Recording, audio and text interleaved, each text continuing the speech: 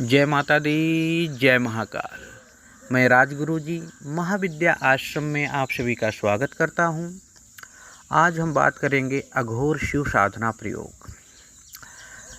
ऐसा समय आज तक शिव भक्तों के जीवन में कभी नहीं आया होगा जिस दिन उन्हें शिव कृपा प्राप्त ना हुआ हो। आज मैं आप लोगों के लिए एक दिव्य साधना दे रहा हूं, जो मेरा ही नहीं बल्कि बहुत से शिव भक्तों का अनुभूत प्रयोग है। और एक बात इस साधना के लिए बताता हूँ कि बिना चाहे कितनी भी महाविद्या आप साधना कर लीजिए, प्रत्यक्ष अनुभूतियाँ शीघ्र नहीं मिलेंगी अगर आप इस साधना को संपन्न नहीं करते हैं तो। इसलिए अघोर शिव साधना प्रत्येक साधक के जीवन में लक्ष्य प्राप्त की ओर आगे बढ़ाता है और एक आसान सा मार्ग प्रशस्त करता है। जिसने अघोर तत्व प्राप्त कर लिया वह तो जीवन में सब कुछ प्राप्त कर लेता है, अन्यथा जीवन जीने का हर अंदाज ही व्यर्थ हो जाता है और मात्र वो अपनी छोटी मोटी कामनाओं के चक्कर में ही साधक अपने जीवन को खपा देता है। इस साधना से सभी प्रकार के ग्रह दोषों से मुक्ति मिल जाती है, सभी साधना में पूर्ण सफलता प्राप्त होने लगती है, सभी प्रकार के जितने भी तंत्र हैं उनसे रक्षा होने लगती है। अगर पुराना कोई तंत्र मंत्र दोष किसी साधक को अपने जीवन में मिल गया हो या प्राप्त हो गया हो तो वह भी दूर हो जाता है, चाहे वह इस जन्म का हो या पूर्व जन्म का हो तो समाप्त हो जाता है। चाहे वो साबर मंत्र हो, वैदिक हो या अघोर मंत्र हो, इनमें इस साधना को संपन्न करने के पश्चात पूर्ण सफलता मिल जाती है। हाँ, ये बात है, साधना के समय शरीर में बहुत ज़्यादा गर्मी महसूस होगी। ऐसे समय घबराना नहीं और साधना को अधूरा भी नहीं छोड़ना है। ऐसे समय में दुर्गंध आ सकती है, डरावना स्वप्न आ सकता है, आवाज़ें आ सकती हैं, तो यह आपकी साधना की सफलता की निशानी है जिसे आपको महसूस करना है। इस साधना के माध्यम से भोले बाबा या महाकाल या अघोरेश्वरानंद जी का दर्शन हो जाता है और जीवन की समस्त मनोकामनाओं की पूर्ति हो जाती है। मैं साधना आपको इसलिए करा रहा हूँ क्योंकि इस साधना को मैंने स्वयं भी किया है और जो मैंने स्वयं किया है मैं चाहता हूँ कि उस साधना को आप लोग भी करिए। बहुत से लोगों ने भी साधना को संपन्न किया है। ये गुरु अघोरों के जो आचार्य हैं किनाराम जी से संबंधित साधना प्रयोग है।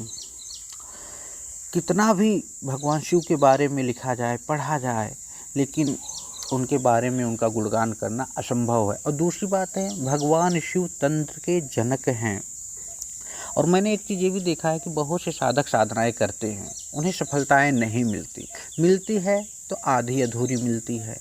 तो उनको इसलिए सफलताएं नहीं मिलती क्योंकि उनकी जो चैतन्यता, उनकी जो ऊर्जा उस स्तर की नहीं हो पाती जिस स्तर की एक साधक की होनी चाहिए, या जिस शक्ति की वो साधना कर रहे हैं उस शक्ति को वो ग्रहण नहीं कर पाते हैं और उनकी ऊर्जा से तारतम्यता नहीं बैठा पाते हैं।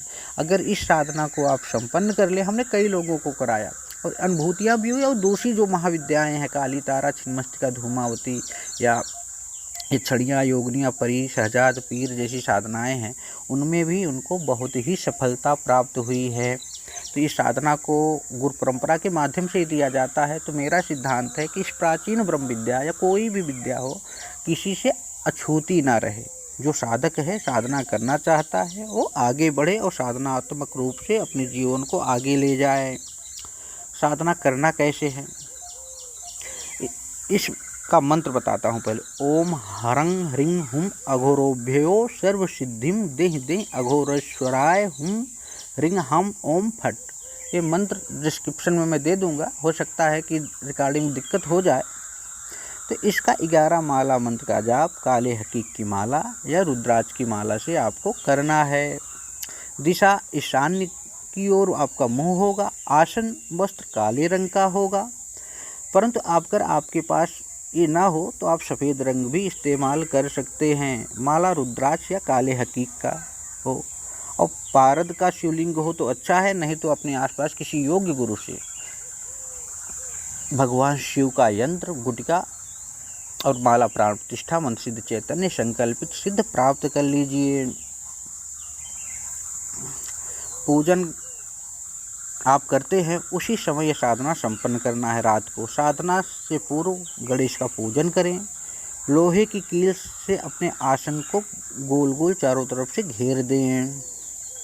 और मंत्र क्या होगा, कीलन जो आप कीलित भी करोगे अपने आप को, मंत्र का उत्कीलन भी करोगे, अपने आप को चारों तरफ से सुरक्षा कवच भी बनाओगे। ओम रम अग्नि प्राकाराय नमः, इस मंत्र को बोलकर घेरा बनाना है, जिससे आपका सदृश्य शक्ति से रक्षा हो जाए।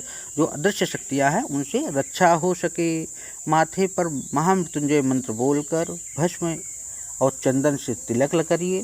साधना समाप्त के बाद 5 बिल्व पत्र और दूध युक्त जल, अक्षत जिसे हम चावल कहते हैं, गंध, वस्त्र, पुष्प, लड्डू का भोग, दक्षिणा मुख्य मंत्र बोलकर चढ़ाएं।